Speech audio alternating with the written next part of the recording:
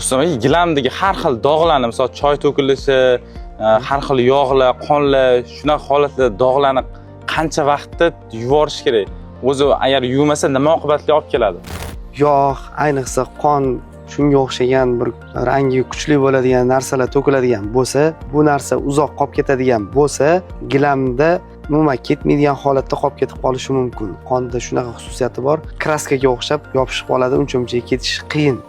Gilam yuvish korxonalarida bu narsani iloji bor. Birinchi o'rinda zamonaviy o'sha maxsus texnika bor, ikkinchi o'rinda maxsus kimyoviy vositalar bor. Bu do'konda, uyda topilmaydigan kimyoviy vositalar. O'shalar yordamida biz uni tozalaymiz. Aynan dog' to'kilgan joyini biz maxsus o'zini rotor apparatida ko'proq bosim bilan yuvib va o'zini kerakli bo'ladigan har xil ximikatlar bor, har xil dog'larga har xil ta'sir qiluvchi va shu bilan birgalikda har xil gilamga har xil ximikat ishlatamiz. Chunki ayrim gilamlar bor, bilmasdan turib, o'zboshimchalik bilan pala-partish ravishda ishlatilgan kimyoviy vositalar gilamga aks ta'sir qilib qolishi mumkin. Yungini tolasini kuydirib qo'yishi mumkin. Bu narsani keyin umuman ketkazish iloji bo'lmaydi.